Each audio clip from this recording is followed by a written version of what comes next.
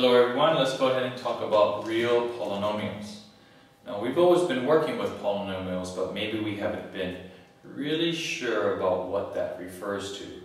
So what we'll do is, before we go ahead and talk about some of the operations that we want to be able to perform on polynomials, let's go ahead and make sure that we know all the language and terminology and the forms of polynomial expressions. So what I have here are the different forms, the name, as well as the degree. So let's start off with this most simple form of the polynomial, and that's just going to be a constant. So notice that if we go ahead and talk about the a sub zeros, a sub ones, a sub twos, all of those are just going to be referring to a real number. And if we have just a constant, which represents a polynomial, this is going to be called a degree 0 polynomial. If we go ahead and talk about a linear polynomial, then we're going to be looking at the highest degree being 1, and those polynomial expressions taking the form of a sub 1 x sub x to the first power plus a sub 0. Quadratics, which we are all familiar with, has this familiar form. Cubics have this form here. Quartics, which are degree 4 polynomials, have this form here. And you can continue with that until you get to the nth degree polynomial. And when we take a look at the form of the nth degree polynomial, it will be a sub n x to the n plus a sub n minus 1 x to the n minus 1 plus dot dot dot plus all the way to a sub 0. So one of the things that we need to be very aware of is that for all of these polynomial expressions, the exponent must be an integer greater than or equal to 0. And once you have a fractional exponent, or once you have a negative exponent, it no longer is a polynomial.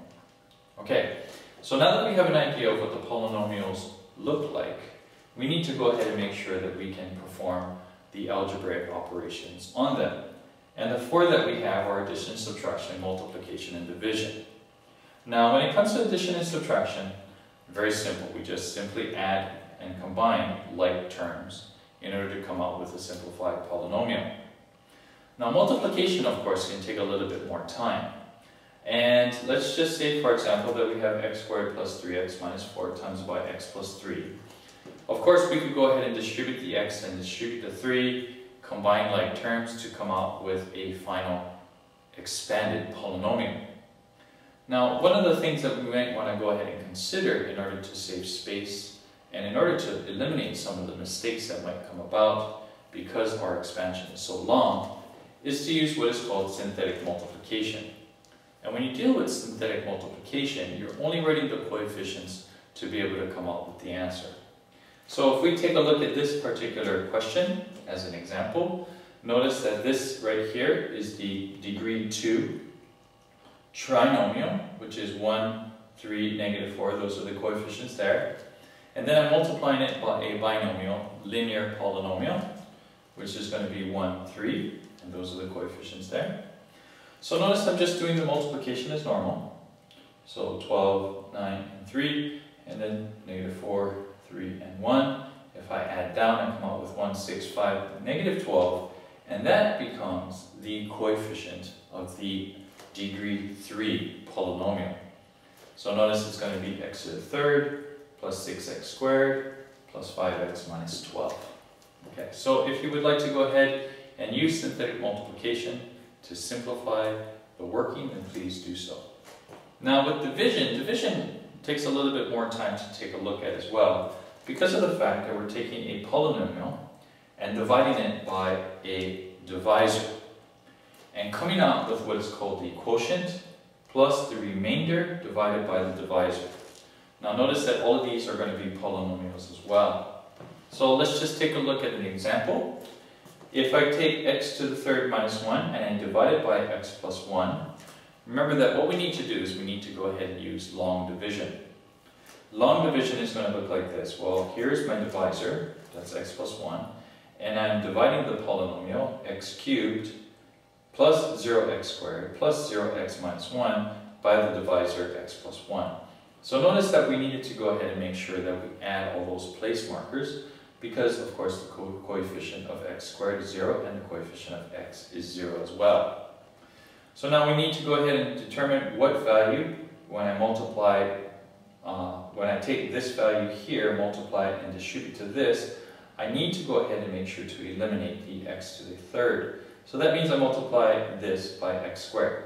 So x squared times by this is x to the third plus x squared. If I subtract, notice the x cubes disappear, and this becomes minus x squared. So I need to go ahead and follow the same procedure. I need to get a minus x squared there, so I multiply minus x to x plus 1, and I come out with negative x squared minus x, and then again I subtract. And notice again the x squareds disappear. So then I come out with just x, and then I bring down the negative 1. So now I need to go ahead and eliminate the x by multiplying 1 to x plus 1 and subtracting so that I come up with minus 2. Now of course I can't do anything further because well, I'm not going to be able, I don't have any variables here, so I know that this is going to be the remainder. So what I can come out with then is, notice that I have the polynomial divided by the divisor is going to be equal to the quotient. Now what is the quotient polynomial? Well, this is the quotient polynomial there. It's x squared minus x plus 1. And what was the remainder? The remainder was negative 2. And again, I have to divide that by the divisor, which is x plus 1. Now, there is going to be another synthetic way, in other words, where we can look at just the coefficients, to go ahead and find this particular expression very simply, so long as the divisor polynomial is in the form of x minus a. And what you can do is you can use what is called synthetic division. Now, we'll go ahead and take a little bit more time in class to talk about synthetic division, but it's a very simple process. And notice that this whole process right over here can be simplified to just this. Now, let's go ahead and take a look at this. This is negative 1, okay, because I have here the x plus 1, so I know that a has to be equal to negative 1.